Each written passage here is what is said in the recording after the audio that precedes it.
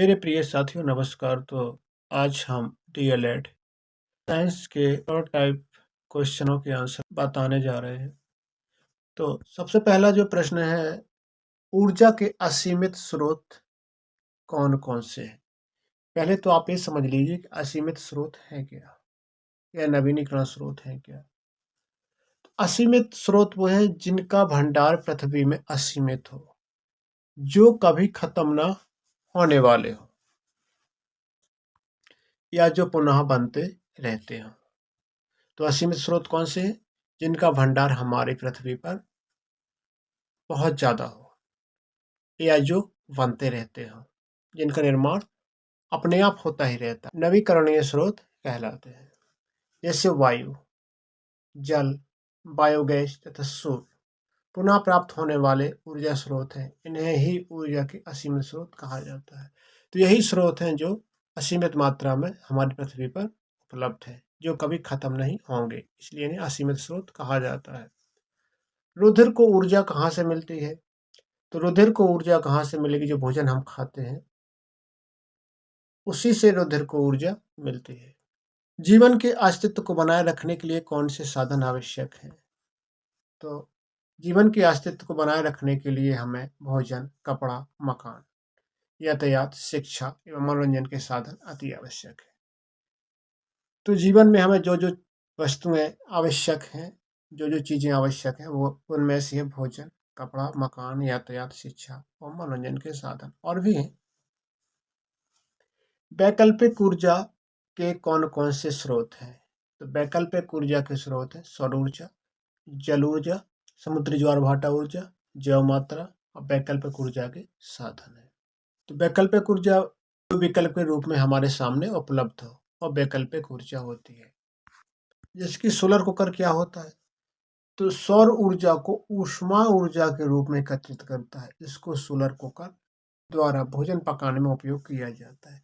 तो सौर ऊर्जा, इससे स्पष्ट है इस शब्द से कि सूर्य की ऊर्जा, सौर ऊर्जा का मतलब सूरज की ऊर्जा का ये ऊष्मा ऊर्जा के रूप में एकत्रित कर लेता है कौन? Solar cooker. फिर इसका उपयोग काय में करते हैं? हम भोजन पकाने में करते हैं। सौर सेल क्या है? तो सोलर सेल कैसे कहते हैं? सूर्य की ऊर्जा को, सूर्य की कौन सी ऊर्जा सूर्य से मिलती है? प्रकाश ऊर्जा मिलती है। इसको काय में बदल देता है, वो करंट में बदल देता है, विद्युत ऊर्जा में बदल देता है। इसको हम सौर सेल कहते हैं। तो वह युक्ति या वह सेल सूर्य के प्रकाश को विद्युत ऊर्जा में बदल दे, उसे सोलर सेल कहते हैं। अधिक संख्या में विद्युत धारा प्राप्त करने के लिए हम अधिक संख्या में सोलर सेलों को जोड़ा जाता है, इसे हम सोलर पैनल कहते हैं। तो ये है सोलर कुकर। ये क्या है? सोलर कुकर है ये। इसमें यहाँ सूर्य ऊर्जा लगती है, तो ये सूर्य की ऊर्जा ऊष्मा की ऊर्जा के रूप में इकट्ठी हो जाती है। इसमें जो खाना रखा है वो पक जाता है। ये है सोलर सेल। तो जो एक एक प्लेट होती है ये सोलर सेल है, और जब ये एक प्लेट मिला के ये सारी प्लेटें एक ग्रुप बना दिया जाता है, सही प्लेटों को जोड़ के, तो ये सोलर पैनल बन जाता है। तो सोलर पैनल क्या है? सौर सेलों का समूह को हम सोलर पैनल कहते हैं।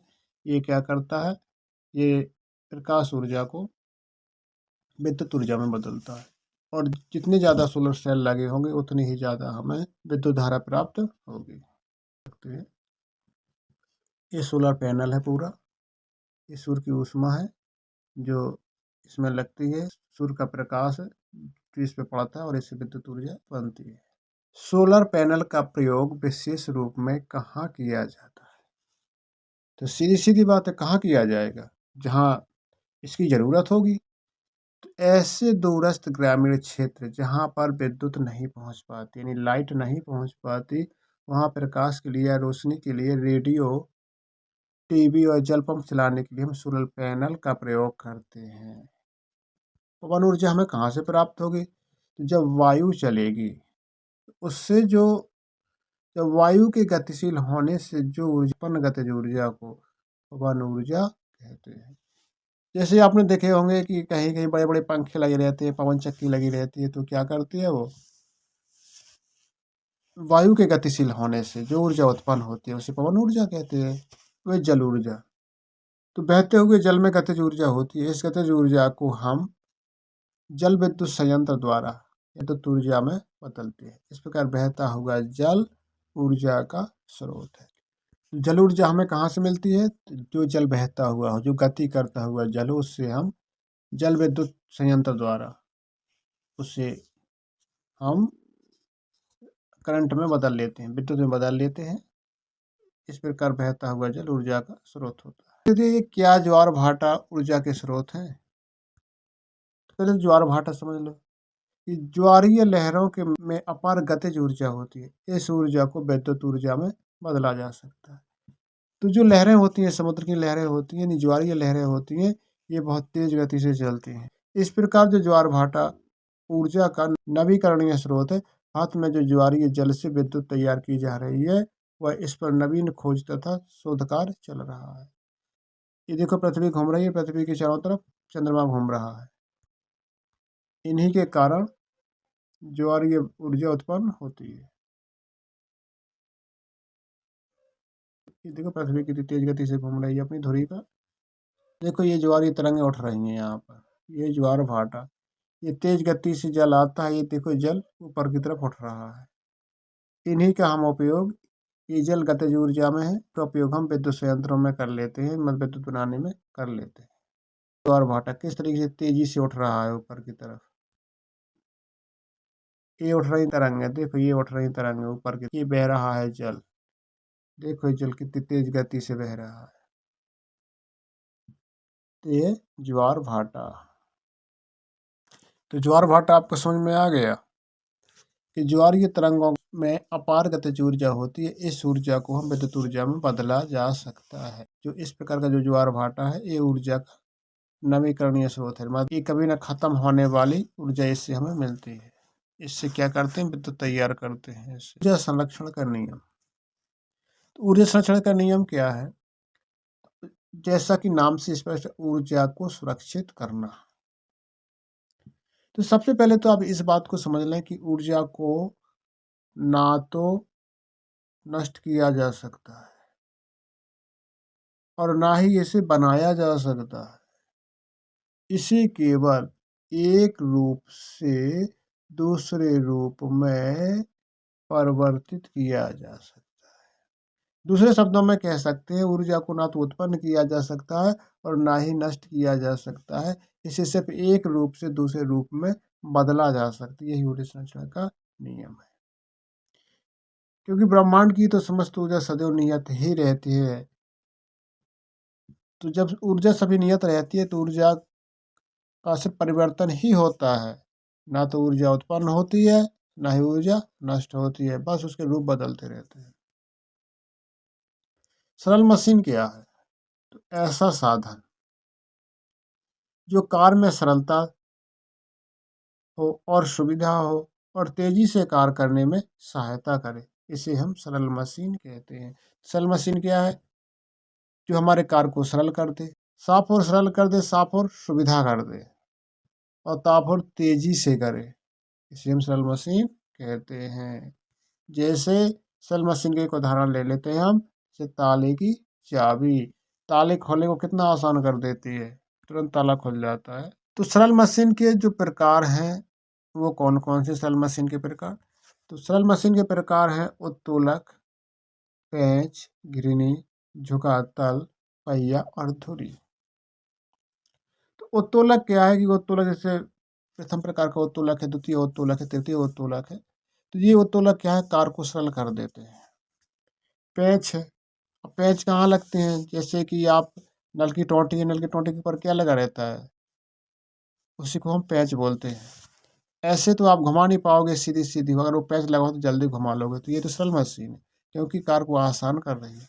घिरनी, घिरनी क्या आसानी से घुमा सकते हैं। वैसे तो आप धुरी को पकड़ के ऐसे घुमा नहीं सकते, लेकिन घिरनी लगी तो आसानी से धुरी को घुमा सकते हैं। झुका तल, अब जैसे तल कोई ऐसा है तो ऐसे झुका है, ऐसे झुका है, ये समझो दीवार है और ये तल झुका है, तो इस पर आसानी से फिसल सकते हैं ना, मतलब कार को आसान कर सकता है ना। और पहिया, पहिया को ऐसे घुमाने में तो परेशानी होगी, लेकिन धुरी पहिया गाड़ी को आसानी से ले जाएगा, बहुत आसानी से। ऐसे हम खींचेंगे तो बहुत ज़्यादा मेहनत लगेगी, लेकिन पहिया लगा देंगे तो बहुत कम मेहनत लगेगी। तो ये क्या है? एक सरल मशीन है। धुरी, धुरी क्या? जैसे पहिया घूमता है, ऐसे पहिया घुमाने में मेहनत लगेगी, लेकिन धुरी पर घुमाएंगे तो आसानी से पहिया घूमेगा। अब देख लेते हैं घिरनी क्या है। क्या है घिरनी? घिरनी एक सरल मशीन है। यह चल तथा चल दोनों तरह की हो सकती है। क्या ये घिरनी है? जिसे आप स्क्रीन पे देखें, ये घिरनी है। घिरनी है। ये क्या है? घिरनी है। वह उत्तोलक कितने प्रकार के होते हैं? तो उत्तोलक के 3 प्रकार होते हैं। प्रथम प्रकार का, द्वितीय प्रकार का और तृतीय प्रकार का। फर्स्ट लीवर, सेकंड लीवर और थर्ड लीवर। इन्हें लीवर भी बोलते हैं उत्तोलक को। तो प्रथम, द्वितीय एवं तृतीय उत्तोलकों के एक एक उदाहरण दीजिए। तो प्रथम उत्तोलक हेड पंप, द्वितीय उत्तोलक पहिए वाली ट्रॉली, तृतीय उत्तोलक चिमटी।